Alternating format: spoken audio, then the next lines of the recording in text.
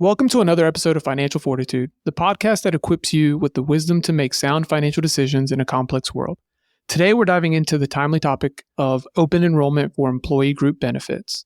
With open enrollment season just around the corner, we know it can feel overwhelming to sift through all the options available.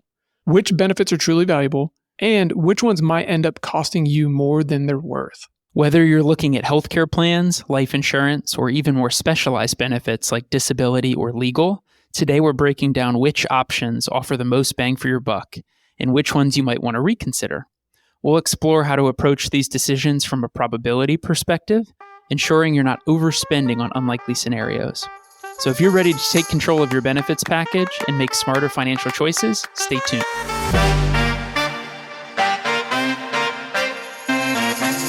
Welcome to Financial Fortitude, a podcast for high earners, families, and business owners. We're your hosts, Michael Acosta and Brady Hemmerly. Each week, we bring purpose-driven financial guidance to you so you can be assured you're on the right path. If you're looking to become an extraordinary wealth builder, let's dive in. Brady, I'm really excited to dive into this topic because it's definitely timely as you and I are going through the throes of sifting through our new benefit options that our employers offer us or that we have access to within our financial planning practices and trying to figure out how has our life changed since the last time that we enrolled? What are some benefits that maybe I didn't opt into last go around that maybe would be more prudent to opt into this go round? Sure. And I would agree. And I guess the first question that I have for you, and I would expect many listeners to have is, well, why is open enrollment important, whether it's the decisions they make or just simply paying enough attention to the decisions that they make?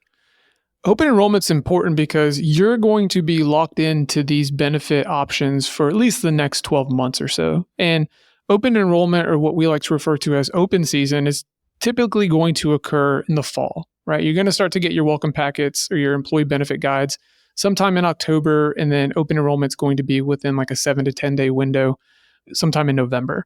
And you're basically making decisions based on what the next 12 months might entail for you. Now, obviously, there's two types of events that occur in your life, those that are planned and those that are unplanned, right? Another way of looking at another way of looking at that is having certainties and uncertainties.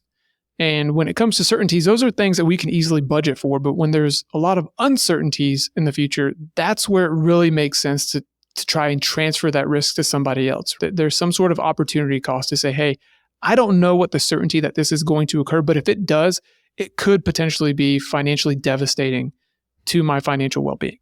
Sure. And I think that's where open enrollment and really the insurance conversation across the board comes into light.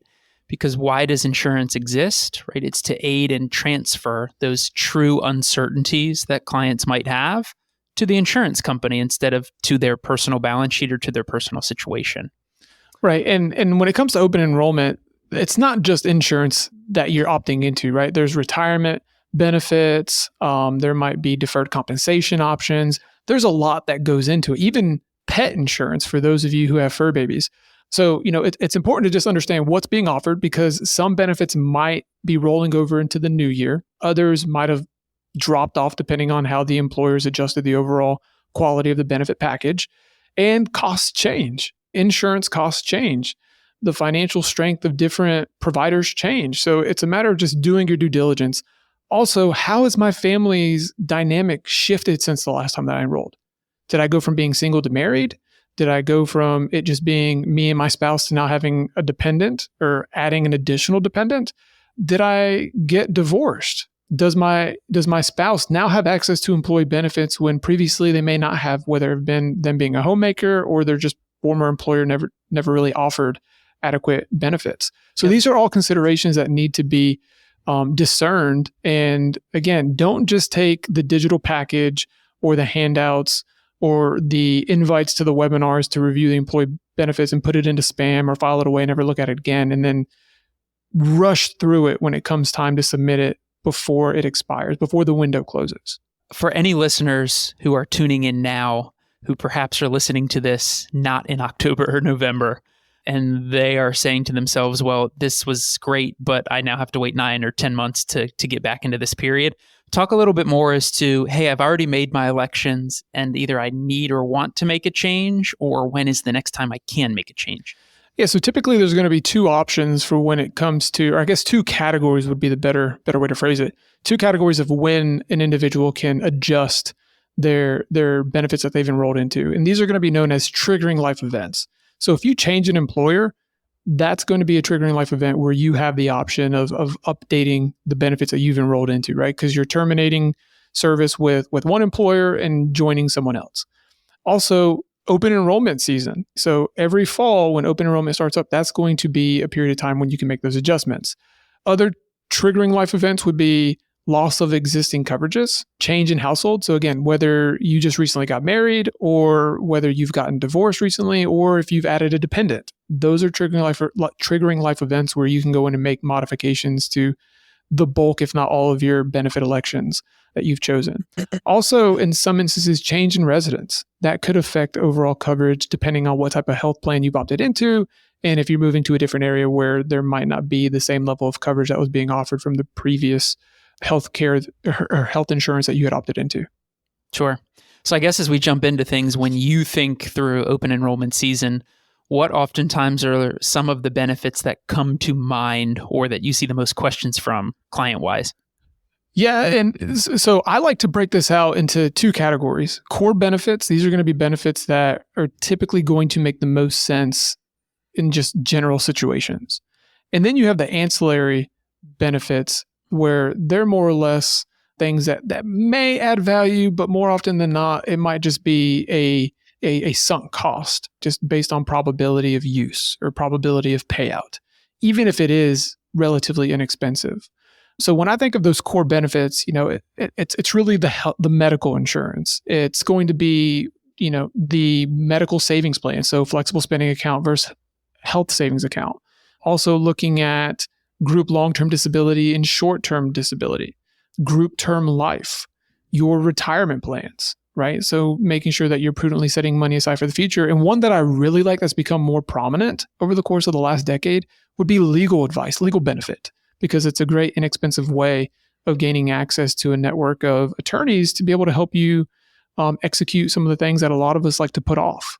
Oh, very much agree. Well, let's start with the medical insurance side of things. I think the big question often is, well, I have 3 or 4 different plans in front of me. Which one makes the most sense for me, or why should I pick A, B, or C? That's where I think most individuals or families get hung up, because there's a couple variables that go into the overall quality of the health insurance, right?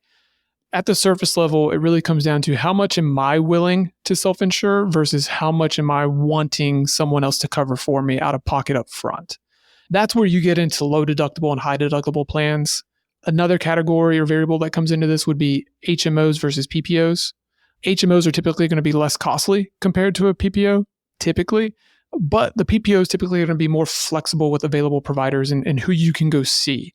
The HMO is going to be limiting as far as how you gain access to other doctor referrals, having to have a PCP, primary care physician, and not really having much flexibility with coverage outside of network.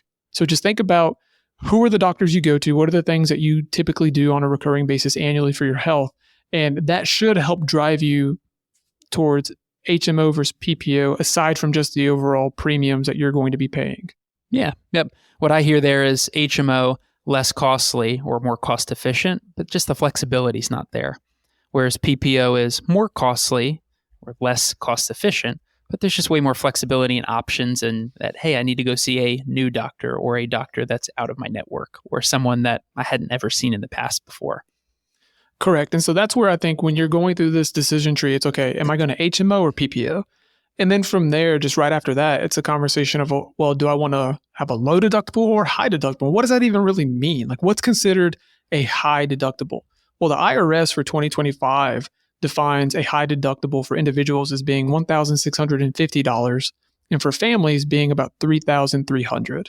And there's a little bit of room for variability there. So just make sure you look at your plan documents that are being offered. That's what I was going to say. The IRS defines high deductible as a specific number, but your plan could very much define high deductible as whatever number that they tack on there or is associated with the coverage. Correct. And so in today's dollars, in today's society, $3,300 deductibles really not as high as one could think. But that's purely subjective because all individuals' financial circumstances are different, right? So we don't want to discount that. But what's nice about having the high deductible health plan, when you really want to level up and optimize your overall decision-making process and the use of the dollars that you're earning, is when you couple that high deductible health plan along with a health savings account. And we absolutely love health savings accounts because of how they're triple tax advantage. And we'll dive into that a little bit more here in a second. But when you're looking at the two, traditionally, not always, traditionally, the low deductible plan is going to be more costly from a premium perspective. So you paying for the cost of the coverage, whether it be biweekly, twice a month, once a month, whatever it is, whatever that frequency, is typically going to be more costly because the insurance provider is covering more upfront or stepping in to help cover you earlier on in a more rapid scenario. Versus the higher deductible, you as the insured are having to self-insure until you meet that deductible. Okay, so you're paying more out of pocket. And that's where it becomes a little overwhelming for clients or individuals, is because they can't see the forest through the trees because all they see is the deductible. Now, again, if we're going to leverage a health savings account, this is where you can essentially prepay your future medical expenses in a tax-efficient manner. Just so that everyone is aware, there are certain things that are covered through a high deductible health plan that are also covered through a low deductible health plan where you're not having to come out of pocket. Some of those things are going to be what we call preventative care. Anything that is considered preventative care with a high deductible health plan typically is going to be covered by the health insurance. Those are going to be things like annual physicals, immunizations, routine prenatal care, and well child visits, right? So if you just had a newborn, all of your newborn visits that are on the cadence that are required are going to be covered.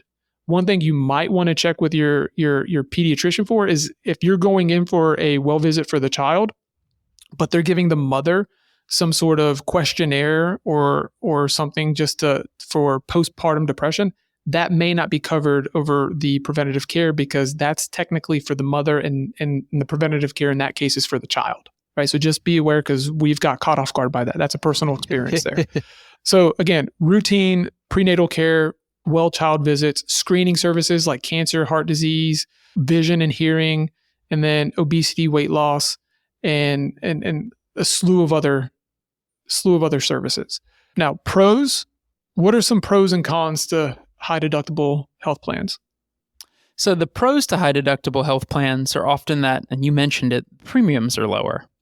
The deductible is the cost that I or you have to come out of pocket for. And because that cost is much higher, I've got to stilt more of that burden.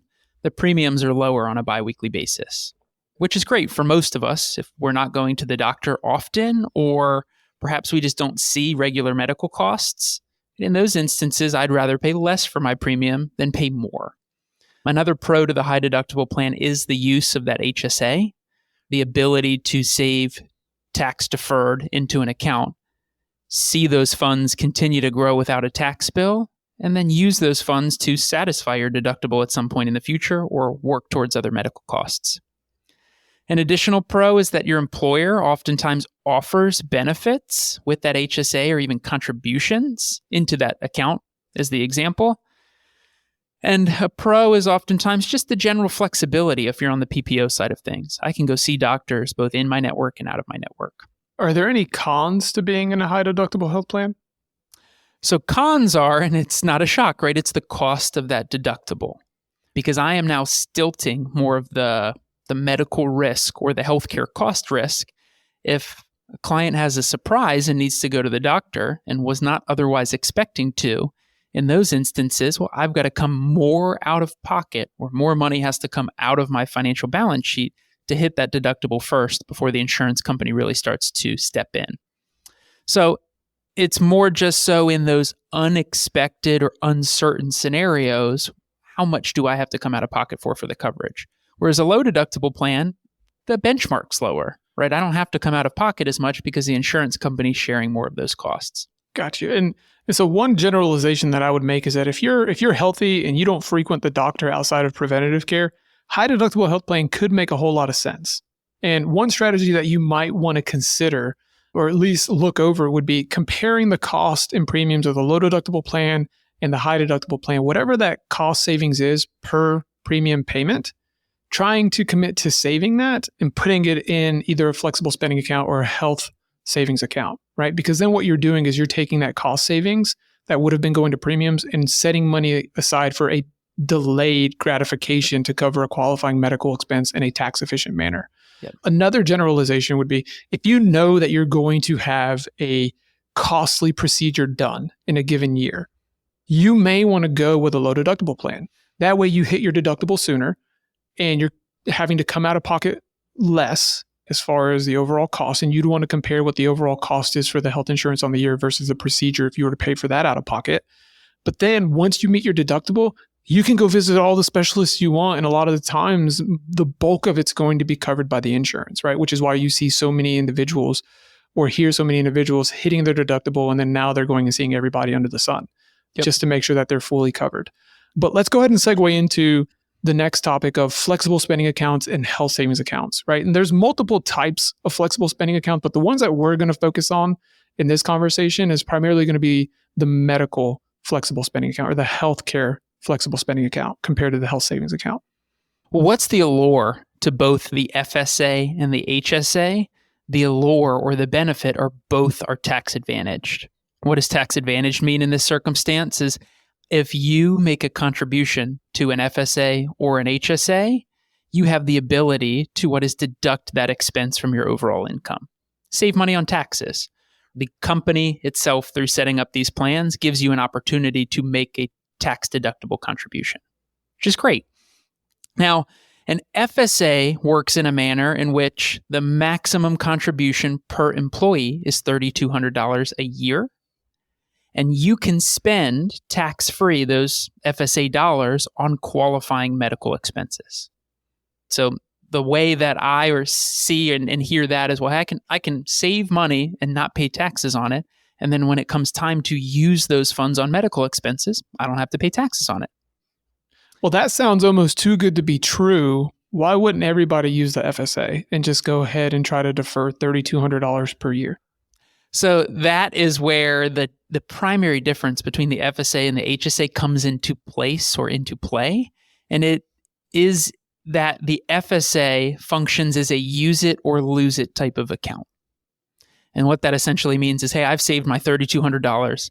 I'm ready and I've built that buffer up to help pay some of my deductible. But great news, surprise this year, I don't have any expenses to pay. If in the event that I don't have any qualifying medical expenses, I don't get to use or I lose those funds. Got you. And just to clarify, the 2024 limits for contributions per employee to the FSA is going to be $3,200, and the carryover, or what you're allowed to roll over into the next enrollment year, is about $640. So just to give an example, let's just say you put $3,200 in at the start of the period or over the course of the 12 months for that year of coverage, but you only use $1,000 worth of your FSA. Well, now you're going to end up losing a pretty sizable amount because only up to $640 is going to roll over. And that's not something you want, even if you're getting a tax deduction, because those are otherwise dollars that you could have utilized at a later date for a qualifying medical expense. Now, how does that compare to the HSA? What do those limits look like, and what are the overall rules of engagement with it? So HSA, very similar in that it's tax advantaged, right? I don't pay income tax on the contribution that I make to my HSA. Now, the IRS limits in 2024 for an HSA per individual is $4,150. And for a family, if your spouse is enrolled in the healthcare plan alongside of you, is $8,300. So again, the benefits are tax advantaged on the front end. The additional benefit is any growth, because you can invest in an HSA. Right? Any growth that you see over time is tax advantaged in that I don't pay taxes on the earnings or the gains that I see within the account. And then the last advantage, similar to the FSA, is if I use those funds for a qualifying health expense, tax-free. It comes out of the account, triple tax advantaged. Well, everyone's got to love that. And I know you're going to go ahead and tell me that the biggest benefit to this is that 100% of it rolls over, right? Yep. And that's the benefit, right? Hey, I save my $4,150, my $3,200, whatever that number is per year. And oh, by the way, I'm not rushing or scrambling to go figure out where to spend this money before I use it. I can just keep rolling it over, saving and investing for the future.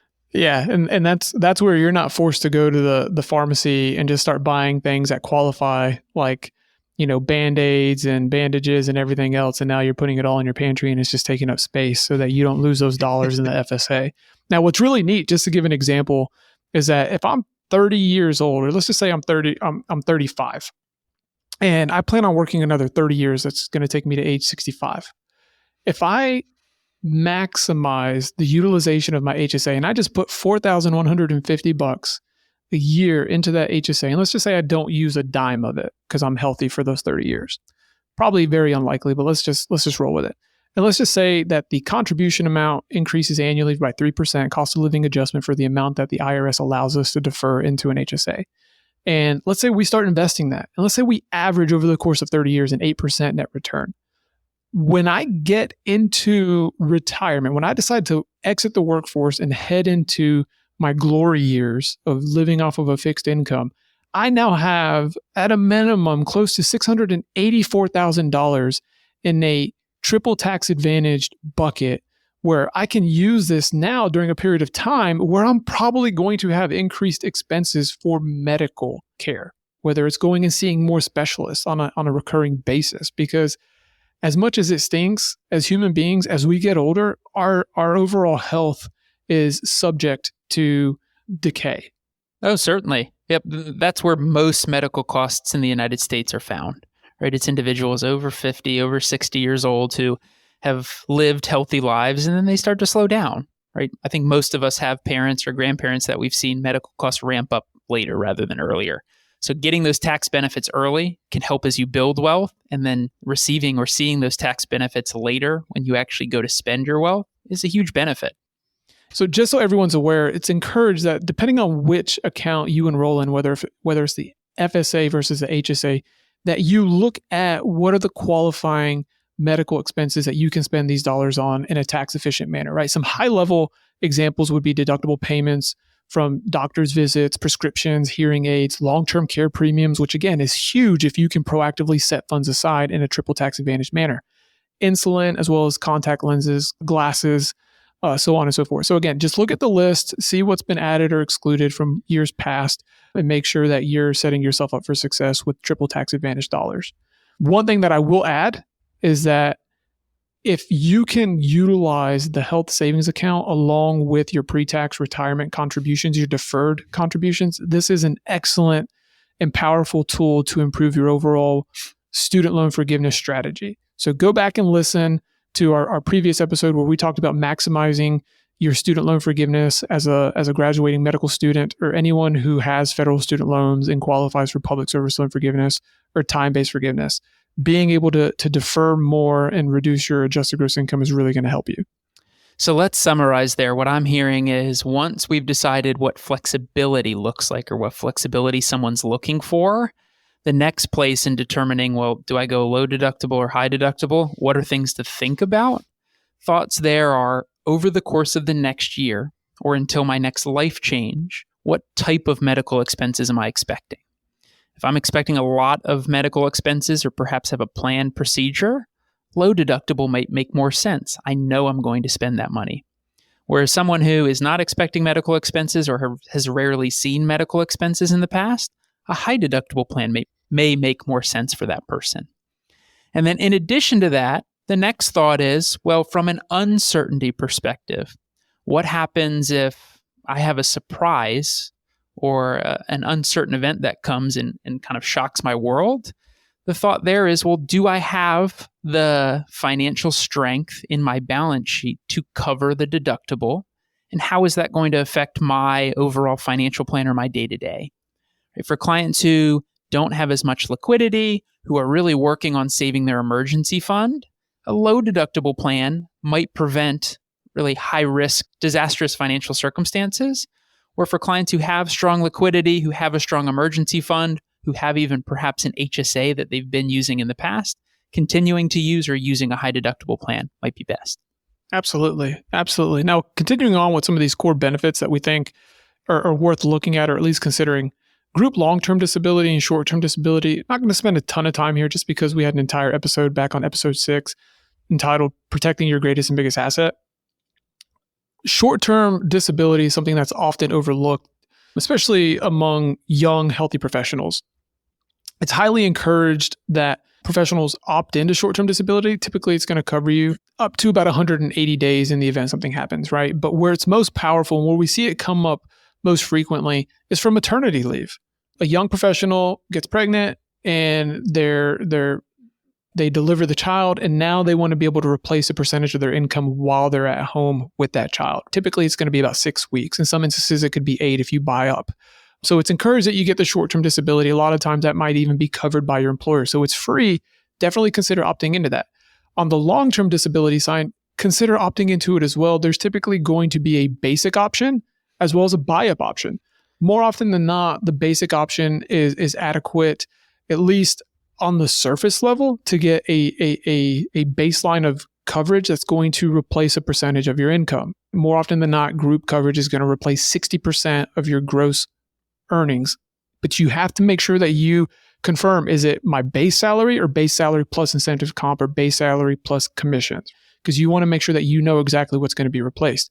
Now, it's also encouraged that you supplement a group long-term disability policy with a personal policy only because of the differences in tax advantages when you receive the benefit. If your employer is paying any of the premiums on the disability coverage at the time of claim, if you ever have to use it, that benefit is going to be considered taxable. Another big consideration is that with personal coverage, the definition of what it means to be considered totally disabled is much stronger. It's typically true own occupation. A lot of the times it'll offer the flexibility to go work in a different occupation and still receive your benefit from the personal policy, whereas the group coverage doesn't have such a strong definition. Yep. No, super important. And again, reference back to episode 6 for more details there.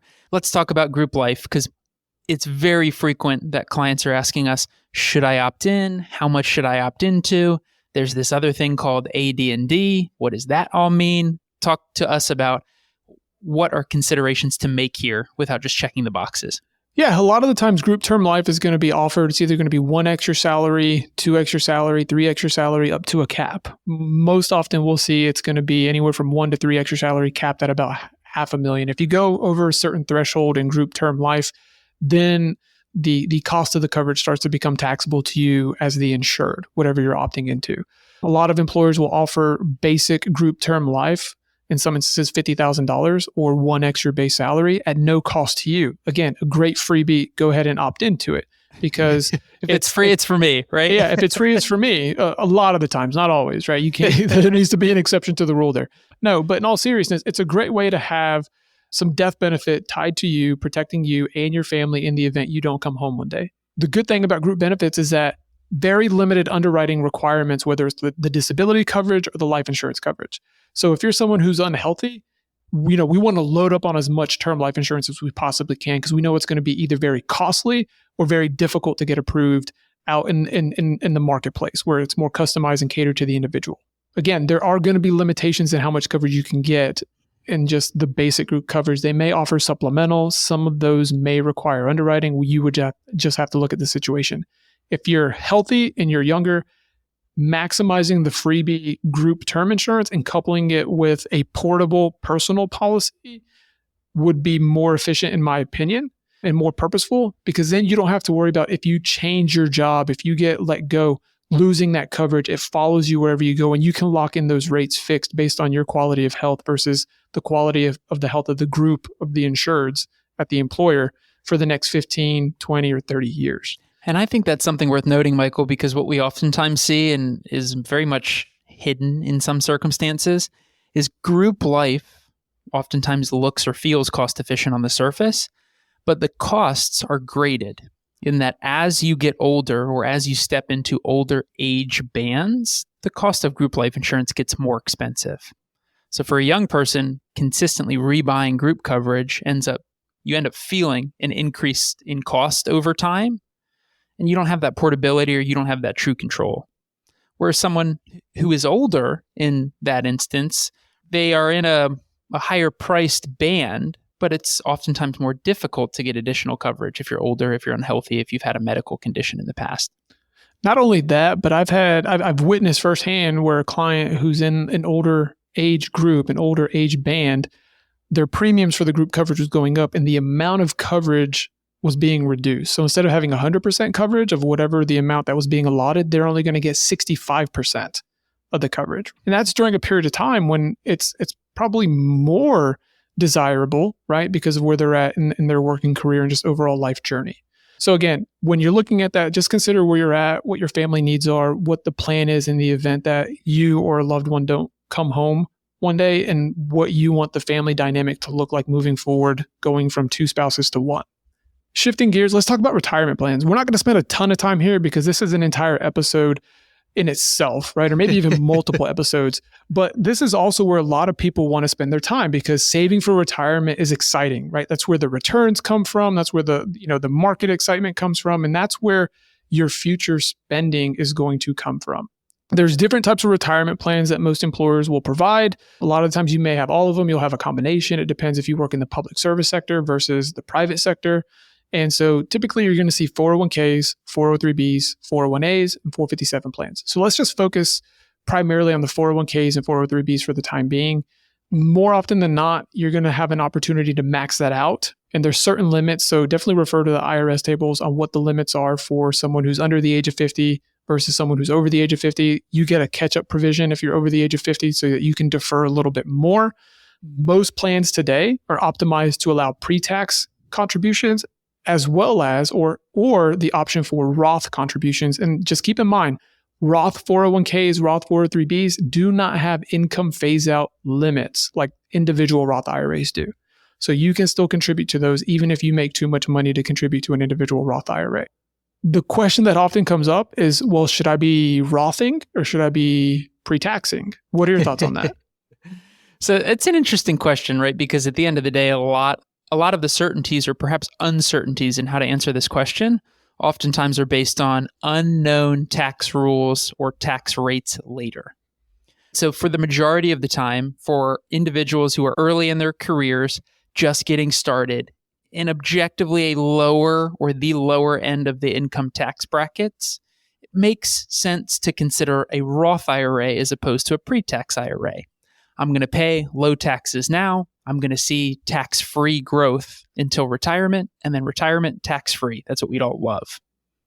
Now, in instances where I'm a high earner, in instances where I'm working on a student loan plan of some kind and I'm trying to reduce my current income, pre-tax oftentimes may be a better choice to consider because, well, hey, I'm paying less taxes now or writing them off, getting that tax-deferred growth, and then later I'm paying taxes, but perhaps at a less marginal or less effective rate.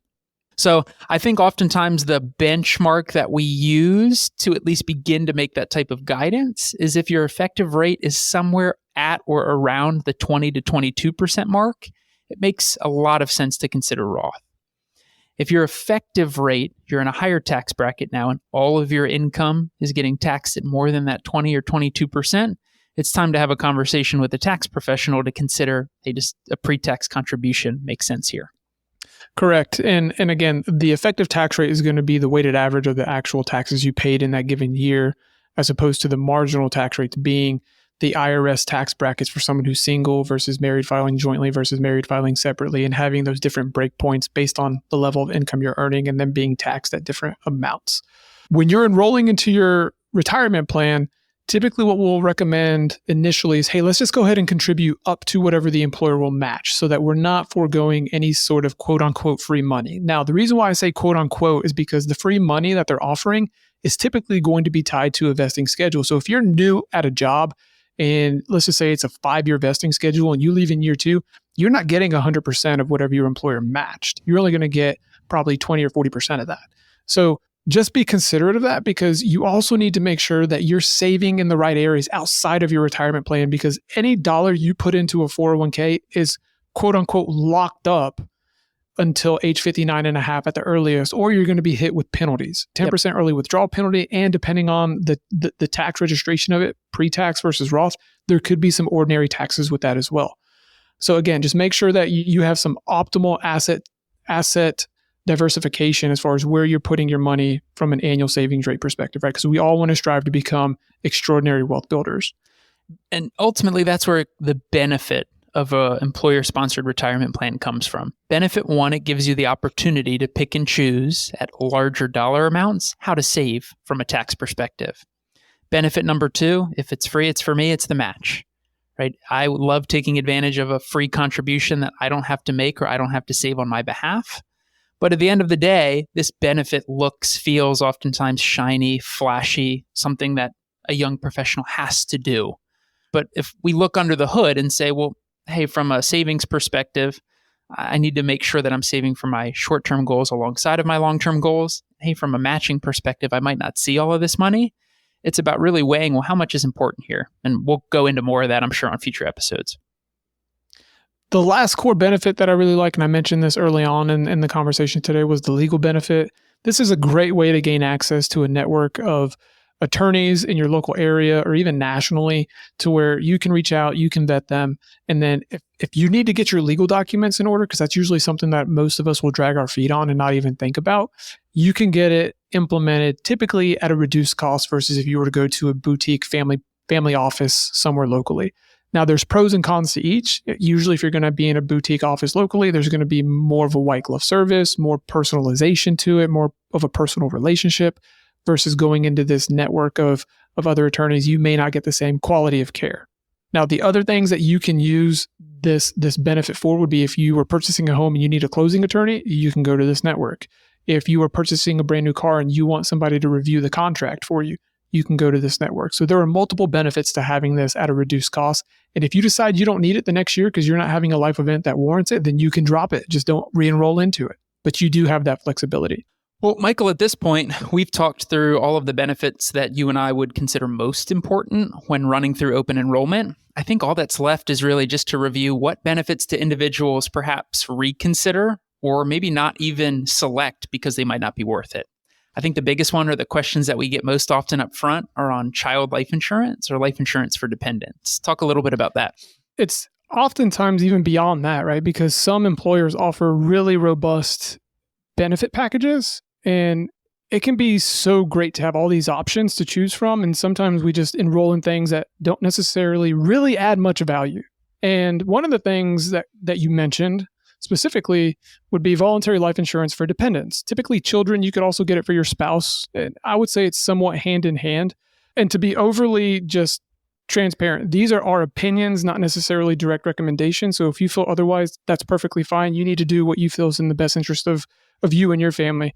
But when it comes to voluntary life insurance for a dependent, most of us as parents have an expectation that our children are going to live a long life. We want them to live longer than us.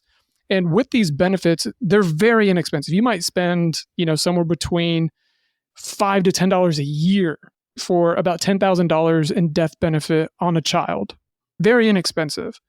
And so the question really becomes, do we go and do that? Or do we look at putting those dollars to a higher and better use? Like, what if instead we went and we dedicated $25 a month towards a permanent life insurance policy that's going to be there for the life of the child with the expectation that this child is going to live well into their 70 plus years?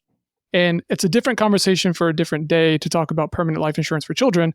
And not everybody's going to love that comment, but it is something to consider because there's more value there versus something like a dependent life insurance policy through your employer. Sure. More net positive value, right? When thinking Correct. Through the scope of where your dollars are going. Additional coverage that we see oftentimes is vision and dental.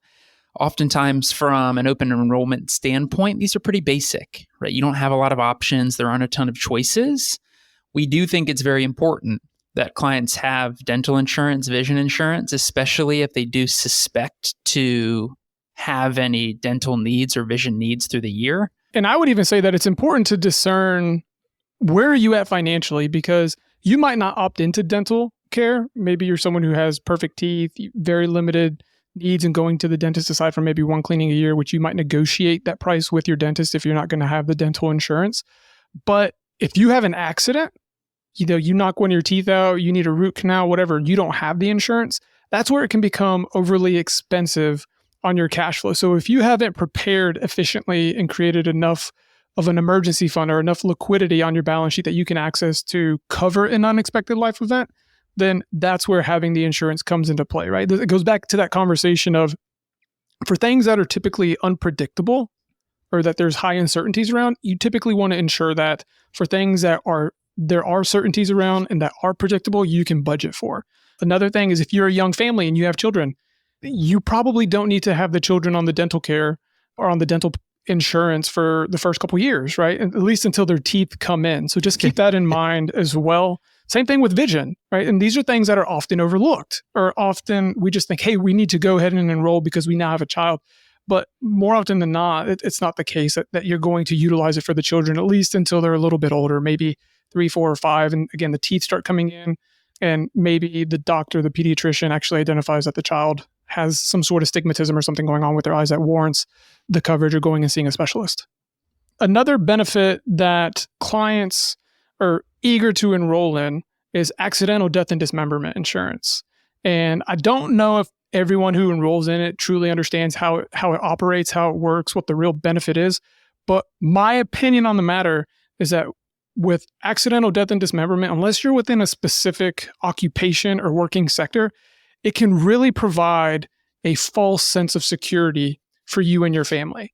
Let's focus there, or at least bring some additional light there, is if we think through what is accidental death and dismemberment, it is a form of insurance that pays out to your family members if your passing results in you accidentally being killed or losing certain body parts when you die. It's a much more limited form of life insurance. And I think that's where the false sense of security comes in is, well, hey, I've got $500,000, $1 million worth of AD&D coverage. I'm covered in all circumstances, right? And for certain circumstances, you most certainly have stronger coverage. But for many other circumstances, that coverage is limited, and a lot of families find themselves unprotected at that point. And it's usually they're finding out that they're underprotected or unprotected during a time of grieving, anxiety, and stress, maybe even anger for someone who's going through that grieving process, right? A loved one just passed away and you're banking on 1x, 2x, 3x their salary being paid out through this AD&D policy. And in the grand scheme of things, they're getting none of it because they didn't meet the stipulations and requirement with what would trigger a successful payout of this benefit, right? As an example of one of the criterias, if you're working on the job and you have a heart attack, typically that's going to be excluded from an AD&D policy due to it being considered a natural cause of death. And that information was pulled from the National Center for Health Statistics, right? And also pulled from that same site. If we look at the top 3 deaths that occurred or causes of death in 2022, the top 3: heart disease, cancer, and unintentional injuries. So the probability of the top 3 actually being paid out because of accidental death and dismemberment, in my opinion, very low. And again, going back to that leads to a false sense of security and understanding that AD&D insurance is not life insurance. Yep. So what's the solution there for clients who are now realizing, hey, I might be underprotected, or this coverage just isn't as broad as I otherwise expected it to be? An alternative would be doing your due diligence and homework and going out and looking for personal coverages around life insurance, right? And we've talked about this on the first half of today's episode. Life insurance is more cut and dry as far as the contract language and what you're getting into agreement with any sort of insurance carrier.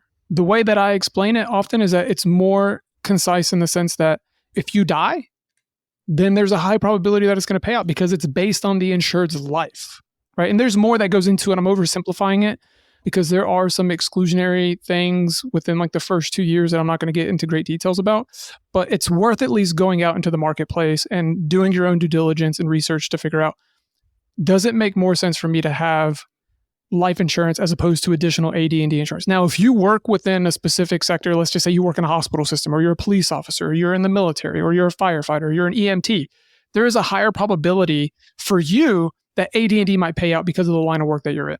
So if you're in one of those sectors and it's very inexpensive, which traditionally AD&D insurance, either at a basic level or even a supplemental level is going to be very low costing. If you feel like it's prudent for you to have it, you need to do what you feel is in the best interest of you and your family. So, Michael, as we work towards wrapping up our episode today here on open enrollment, let's talk through a few common mistakes that we often see year over year that clients are making and an easy way or easy ways to avoid those mistakes.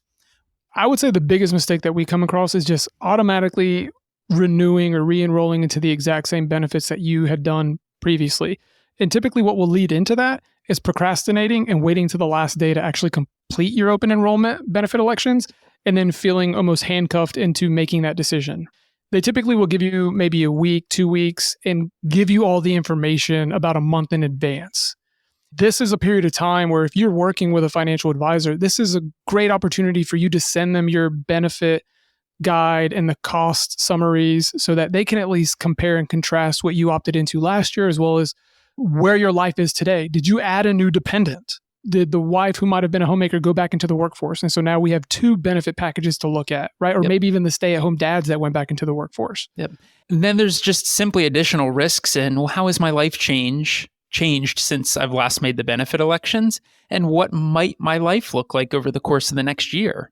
Renewing what was a high deductible, low cost plan in a year where you're not expecting expenses is much different than renewing a high deductible, low cost plan when, hey, I've got a few elective surgeries that I've got scheduled already coming up in the next year.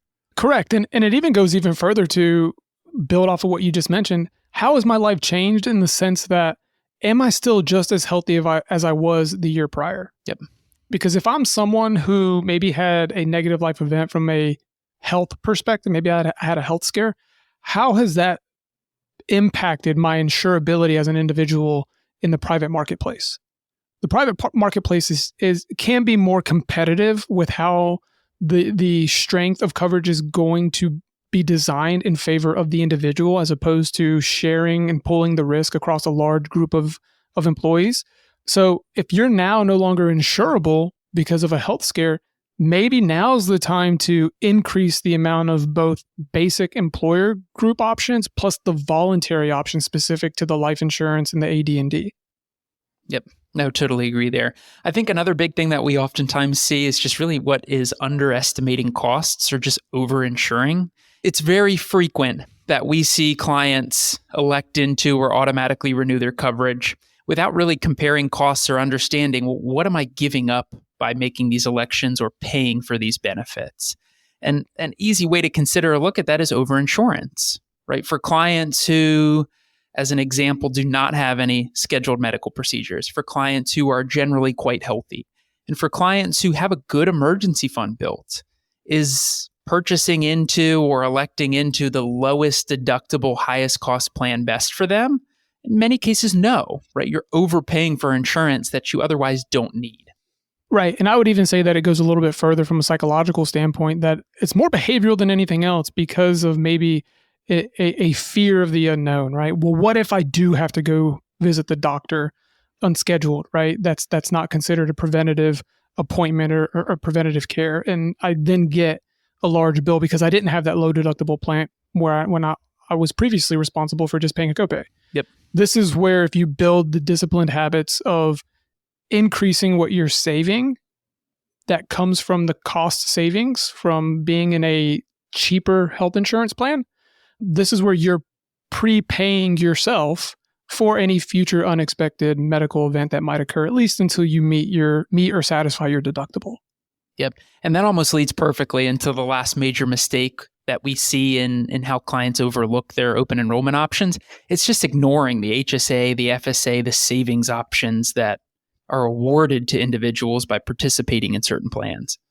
And I would even add to that from a different vantage point, that if you and your spouse are going to be on different medical plans, you then have to make sure that you're on the same page with which type of health or medical savings account that you're going to opt into, or else you're going to do the opposite of getting tax advantages. You're going to get hit with tax penalties. And we've talked about this a little bit early on in this episode.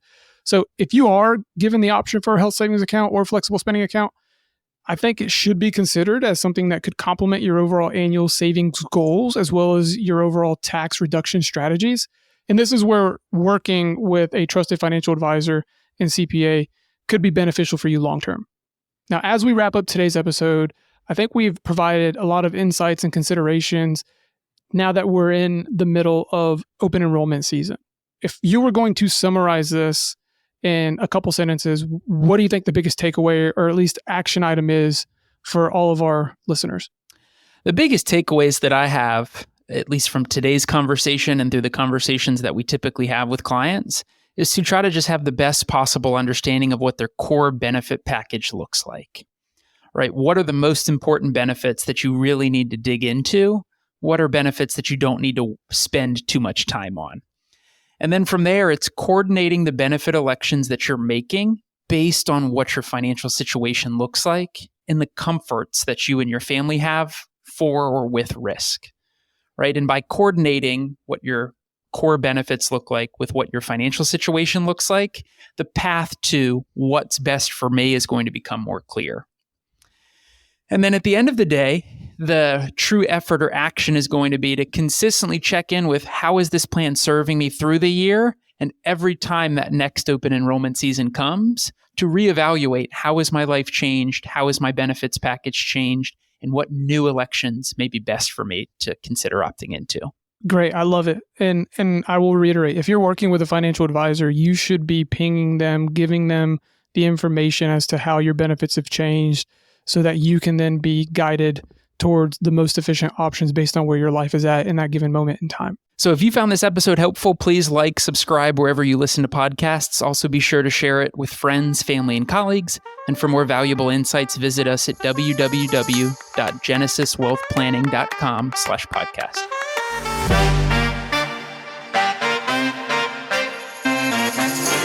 Thank you for joining us this week on the Financial Fortitude Podcast. We hope you enjoyed the show and learned something along the way. If you're looking for financial guidance that is personalized to your specific needs, we're here to help. Visit us at www.genesiswealthplanning.com to book a complimentary consultation.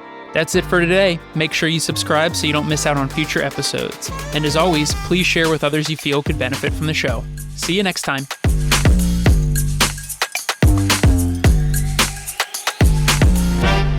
This podcast is for informational purposes only and is not to be construed as tax, legal, or investment advice. Although the information has been gathered from sources believed to be reliable, please note that individual situations can vary. Therefore, the information should be relied upon only when coordinated with individual professional advice. Guest speakers and their firms are not affiliated with or endorsed by Park Avenue Securities, Guardian, or Genesis Wealth Planning LLC, and opinions stated are their own. Guardian, its subsidiaries, agents, and employees do not provide tax, legal, or accounting advice. Consult your tax, legal, or accounting professional regarding your individual situation. All investments and investment strategies contain risk and may lose value. All scenarios and names mentioned herein are purely fictional and have been created solely for educational purposes. Any resemblance to existing situations, persons, or fictional characters is coincidental. The information presented should not be used as the basis for any specific investment advice. Michael Acosta and Brady are registered representatives and financial advisors of Park Avenue Securities, LLC, PAS. Securities products and advisory services offered through Park Avenue Securities, member FINRA, SIPC. Financial representative of the Guardian Life Insurance Company of America, Guardian, New York, New York. Park Avenue Securities is a wholly owned subsidiary of Guardian. Consolidated Planning Group, Inc. and Genesis Wealth Planning, LLC are not affiliates or subsidiaries of Park Avenue Securities or Guardian. Michael Acosta's California Insurance License Number 0M50974 and Brady Hemmerly's California Insurance License Number 4353077.